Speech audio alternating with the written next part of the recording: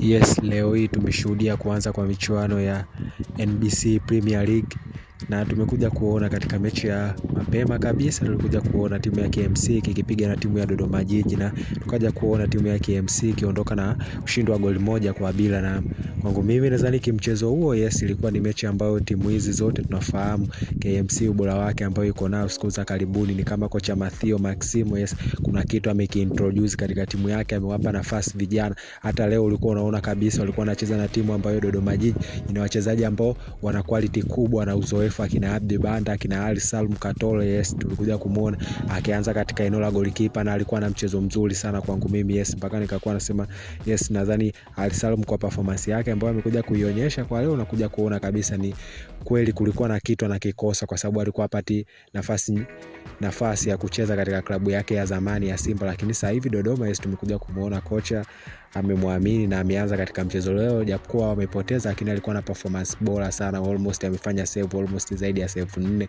Kwa unakuja kuona ni golikipa ambaye kweli kuna kitu amepania na kweli anataka kucheza kwa msimu huu. Lakini tukizungumzia upande wa KMC, yes, unakuja kuona yes, walikuwa ni bora sana katika transition. Yes, ni timu ambayo inafanya bora, tunafahamu wachezaji wao wengi wana uwezo kukimbia, akina Rashid Chambo, akina Darwesh Salboko. Leo ulikuja kuona dakika kipindi cha kwanza kabisa golikipa wao Fabiani Watambola aliondoka mchezoni, tukaja kumuona golikipa mwingine Hamisi akiingia uwanjani, na tukaja kuona yes, KMC wakiendelea kupossess, japokuwa kocha wao Matteo Maximo hakuwepo katika benchi. Inasemekana kulikuwa na baadhi ya vibali amevikosa, ndio maana vilikuwa vimwezeshi kukaa katika benchi hilo. Na tukaja kuona kwamba dakika 75 Darwesh Salboko akiipatia goli la kwanza KMC na goli la kwanza la msimu huu katika dakika hiyo 75, na almost tulikuja kuona kwamba KMC baada ya hapo walikuwa wanaendelea kudominate mchezo, na kama wangekuwa na umakini kidogo wangeweza kupata bao la pili. Kwa hiyo kwangu mimi nadhani yes, mechi ilikuwa ni mzuri, na tunakuja kuona kwamba yes, Darwesh Salboko anaandika historia kwa mchezaji wa kwanza kufunga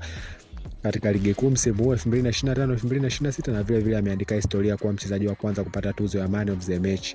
Na Ali Salum tumekuja kuona ni golikipa ambaye ameruhusu goli la kwanza kabisa katika msimu huu. Kwa hiyo kwangu mimi nadhani yes, bado Dodoma kwa kikosi chao na timu ambao wana uwezo wa kushindana kama watarekebisha tu makosa yao madogo, kwa sababu wachezaji wapo katika kikosi chao.